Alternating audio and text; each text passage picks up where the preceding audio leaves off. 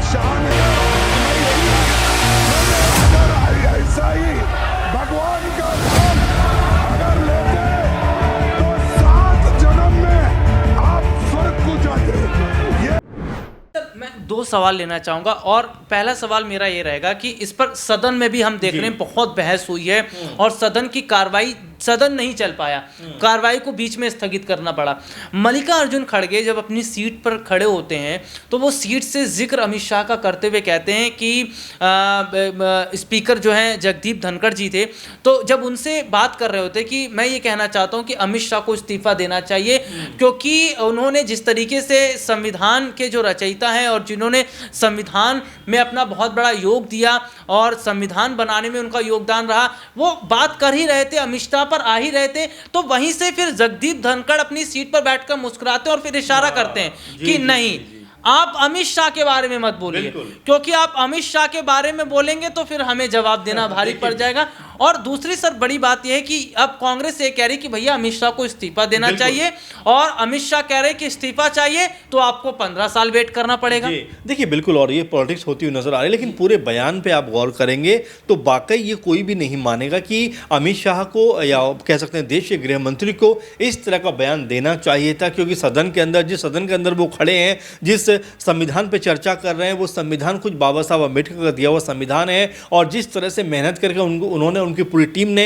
इस संविधान को तैयार किया था, उसकी इज्जत और सम्मान हमेशा होना चाहिए। इसीलिए कहा जा रहा है कि जिस तरह के शब्दों का इस्तेमाल किया गया है वो शब्द ठीक नहीं है। हो सकता है उनकी मंशा कुछ और रही हो कहने की, लेकिन जिस तरह की भावना निकलकर सामने आती है, जिस तरह की बात निकलकर सामने आती है, ऐसा लगता है कि वो एक तरीके से बाबा साहब अम्बेडकर के ऊपर सवाल उठा रहे हैं कि क्या अम्बेडकर करना, उनको छोड़कर हमें आगे बढ़ना चाहिए, कुछ ऐसा उनका भाव प्रतीत होता है। लेकिन मुझे ऐसा लगता है कि वो शायद कहना कुछ और चाह रहे होंगे, बोल कुछ और गए, और कई बार आवेश में आदमी ऐसा होता है कि कहना कुछ और चाहता है, बोल कुछ और जाता है, और इसीलिए उनको कवर अप करने के लिए प्रेस कॉन्फ्रेंस करनी पड़ती है। तमाम बीजेपी के नेता निकलकर सामने आ जाते हैं, पीएम मोदी को कह सकते हैं कि इस पर स्टैंड लेना पड़ता है। तो ये तमाम जो पहलू हैं ये बताने के लिए काफ़ी है कि यहाँ पर बीजेपी जो है बुरी तरीके से गिरी हुई है। सर एक छोटी सी बात मैं यहाँ पे कहना चाह रहा था, सवाल भी मेरा बन रहा था कि अगर यही गलती विपक्षी पार्टी के सांसदों से होती तो ये कहा जाता है कि आपने अपना होमवर्क नहीं किया है, आप अपने स्क्रिप्ट को बेहतर तरीके से नहीं करके आते, आप पढ़कर नहीं आते हैं,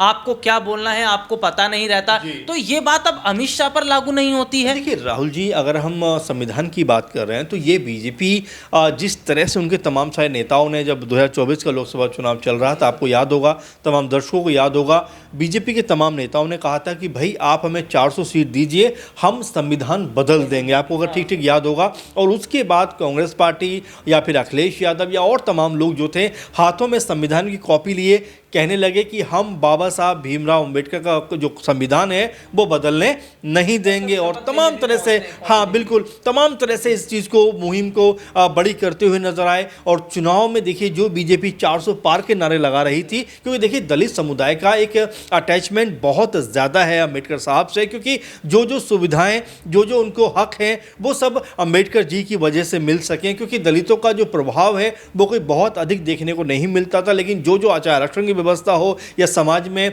कह सकते हैं अपना आपको मजबूत करने का जो ढंग है उसकी बात हो, शिक्षा में आरक्षण हो, तमाम तरह से कहीं ना कहीं दलितों को मजबूत करने का काम किया। इसीलिए दलितों में भगवान की तरह अंबेडकर जी को पूजा जाता है, और यहाँ तक कि कई जैसे केजरीवाल जी कह रहे हैं कि उनको भगवान ही माना जाता है, मायावती ये बात कह रही है कि उनको भगवान ही माना जाता है, आधुनिक भारत के वो भगवान है।